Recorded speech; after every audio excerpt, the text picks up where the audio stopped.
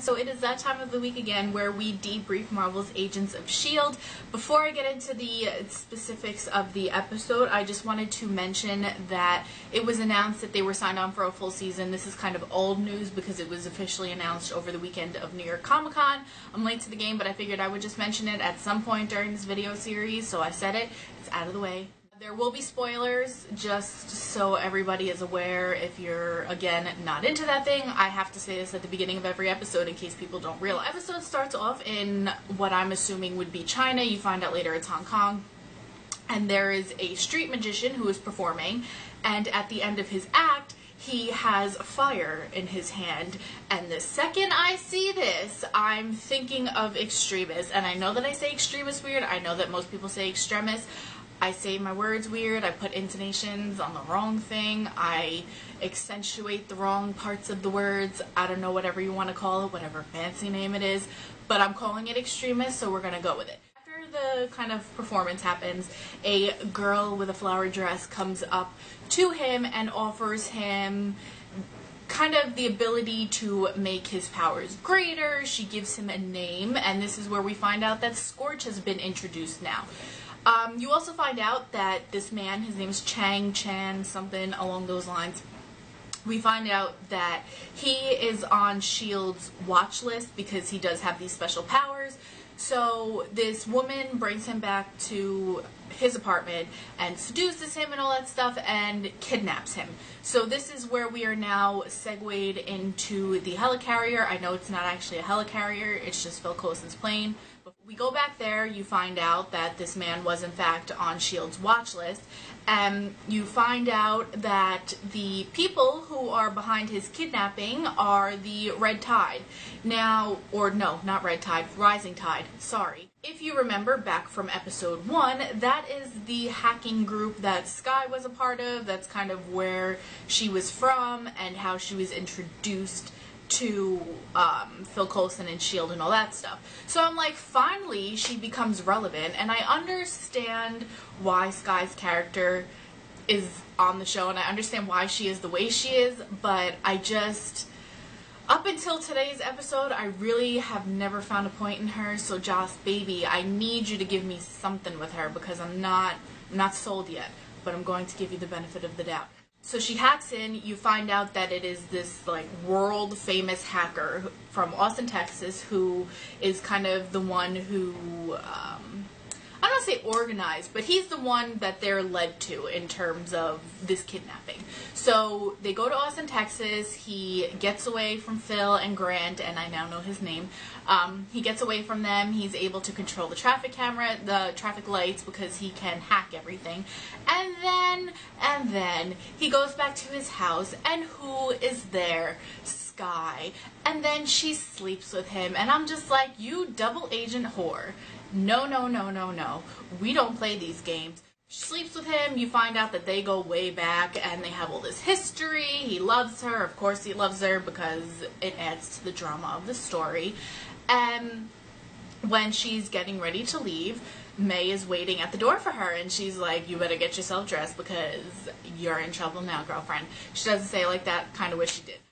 You find out that Phil Coulson sent May to follow her because she's hiding something, which she obviously is, and they're trying to get information out of the guy, they're trying to get information out of her, nobody's talking to anybody about anything. Skye's just trying to be all, I didn't want to get in trouble, I didn't know what was going on, I was just trying to warn him and find out what's happening, he doesn't know anything, blah blah blah blah blah. Basically, Skye has just been going down on my list. Bring them back on board to the airplane, they leave them together. You find out that he accepted $1 million for the information that he had on, I think it was S.H.I.E.L.D. and Chang and all that stuff. So that the organization that is behind who kidnapped him is Centipede. Also, if you remember from episode 1, Centipede is the organization where the lab blew up and they had the extremists going on in there. So I was like, oh, I'm so smart, I'm a witch, I know what's going to happen before it does, I should be on this show. They inject him with a serum before they tell you what it is. They inject him with a serum to kind of not empower, but make his powers greater and stronger so he can have more flame from his hand, because before it was like a little baby flame, but once they injected him with the serum, it's like this huge fireball. So the doctor who was the one creating the serum worked with Centipede, and the girl in the flower dress is the one who's kind of the liaison between the two of them. She's giving him a name, so now he has this sense of power. They mentioned Captain America. It was great. I love when they reference the Avengers. You find out that once he's injected and it's stabilized, the doctor and the woman in the flower dress are talking, and they were saying along the lines of, you know, it's been stabilized, there's no more combusting, we figured it out. So basically they're running tests to try and stabilize the extremist serum, the extremist virus in the serum. That happens, and then once it's successful, they're going to strip him of the serum, and they're going to strip him of his platelets, because his platelets are fire resistant, and that you also learn over the course of the doctor or the scientist and the woman speaking, and that's what they want, because that's going to be what helps the stabilization of the extremist virus. I said extremist.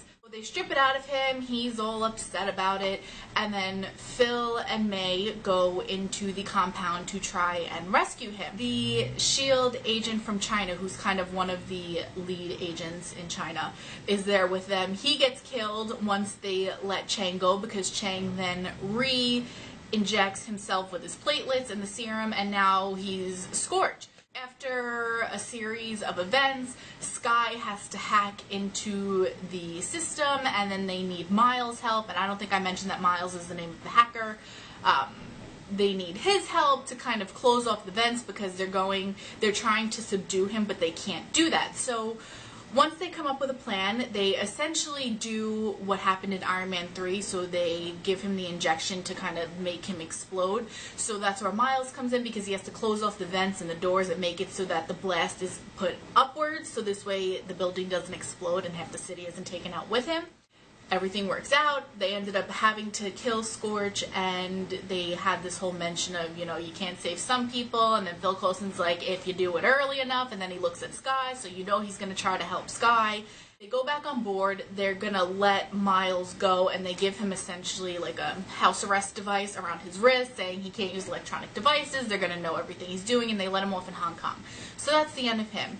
Go back to Sky now, and Grant is a little bit distant from her, I would be too, and then she goes to Phil Coulson, and this is where everything kind of happens. Phil's pretty pissed at her, and she gives him this chip that she had, and on it is all the information of basically her, of her story, why she's doing what she's doing, because she's working for SHIELD, but she's a double agent, but she's actually a triple agent because she's really in it for personal gain, and you find out that her parents had died, gone missing, something of that sort, and when she tried to find them, nothing would come up except for this one redacted SHIELD document.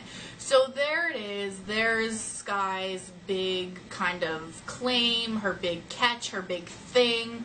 And then Phil Coulson was like, well, let me see if I can help you with that. So you know he's going to help her because he has a soft spot for the girl. And we now know why Sky is so involved, why she was hacking into SHIELD, all that other kind of stuff. At the very, very end of the episode, the woman in the flower dress goes to a prison and is talking to a man about extremists and saying that it's stabilized and that he needs to get in touch with a clairvoyant. So now I want to know who this clairvoyant is, I want to know what her deal is, and I want to know what the deal is with extremists and what's happening, because clearly this is going to be the arc, I'm assuming, for season 1 is they're going to be doing the extremist arc and that whole business, which is kind of smart to me because it's essentially picking up where Iron Man 3 left off. I'm thinking that Tony Stark needs to make an appearance at some point because he knows what's going on with extremists, and I've said this before, I hope that all of them make guest appearances on the show. I'm still not sold on Sky. I do understand her a little bit better now, as does everybody else, in terms of why she's doing what she's doing, but she still bothers me, so I'm going to need something a little bit more on her as the episodes progress. But overall, I love it. I can't wait to see what happens next week, and if you're watching this, let me know what you thought of the episode down below. Let me know what you think is going to happen, and also let me know what you would like to see happen, because we all know I want to see Tony Stark on the show. So I'm going to wrap up here, and I will see you all next week for the debrief of episode 6.